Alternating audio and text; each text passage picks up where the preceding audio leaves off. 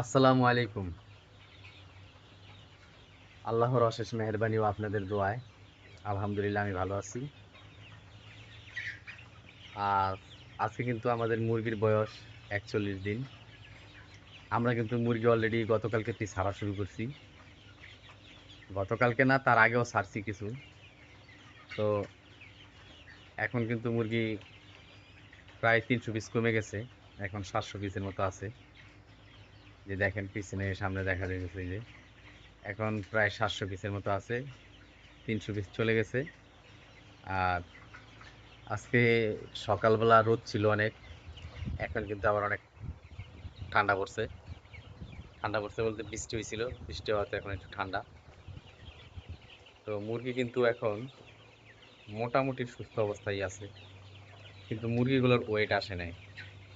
যে পরিমাণ ওয়েট আসার কথা ছিল, ৪১ দিন বয়স মুরগির কিন্তু ওয়েট অ্যাভারেজ আপনার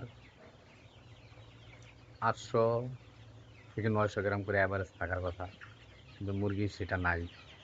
মুরগি হাতে গোনা কিছু মুরগি আছে আপনার ৯০০ গ্রাম, ১ কেজি, ১১০০ গ্রাম, ১২০০ গ্রাম।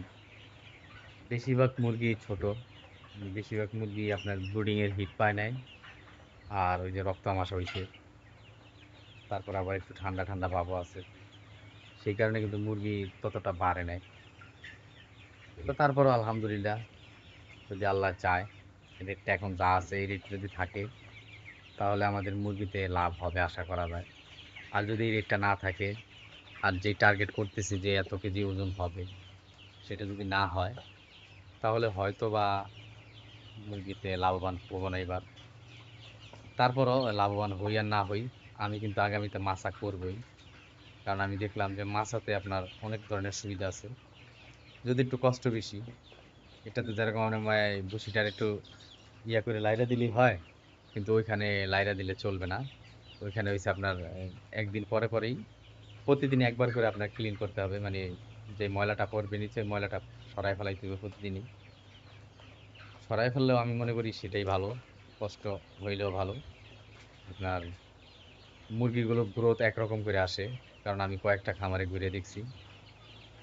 প্রায় খামারেই ঘুরে দেখছি মুরগির গ্রোথ একই রকম আসে।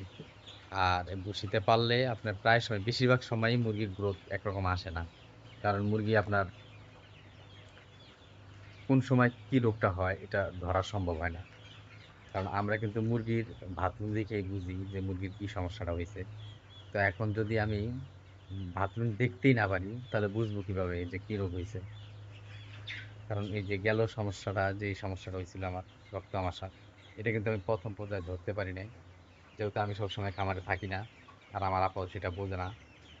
তো আমি রাত্রেবেলা যখন আসছিলাম, আইসা যখন দেখতে গেছি যে মুরগিগুলো কি অবস্থায় আছে, সেই পর্যায়ে আমি দেখতে পারছি যে মুরগিগুলার প্রায় ৭-৮টা মুরগি রক্তামাশা করতেছে। তো রক্তামাশা যেহেতু ৭-৮টা করে থাকে, তো সেগুলোর ওই যে বাথরুম পাড়ায় যেগুলি চলাফেরা করতেছে, সেগুলোর অবশ্যই আবার হবে। তো সেই কারণে কিন্তু আমি একবারে সবারই ট্রিটমেন্ট চালাইছি।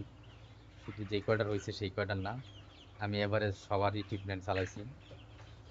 আর আমাদের মুরগি কিন্তু প্রায় ৩০০ পিসের মতো চলে গেছে, বাকি ৭০০ পিসের মতো আছে।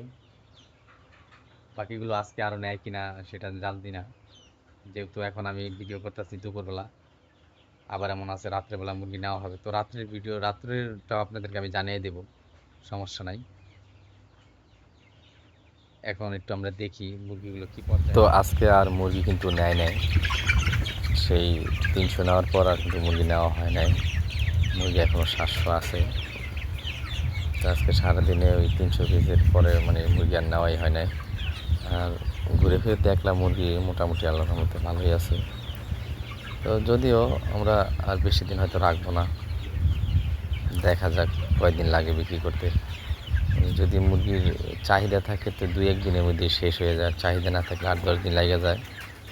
আবার পাশাপাশি খামার আরও কয়েকটা আছে আমার ডিলারের, আমারটা বের করার পর আবার ওগুলি ধরতে হবে। ডিলারেরও চিন্তা আছে মনে।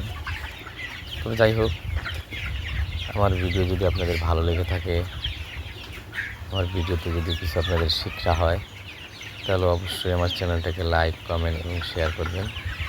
আসসালামু আলাইকুম। আল্লাহ হাফেজ। ভালো থাকবেন, সুস্থ থাকবেন।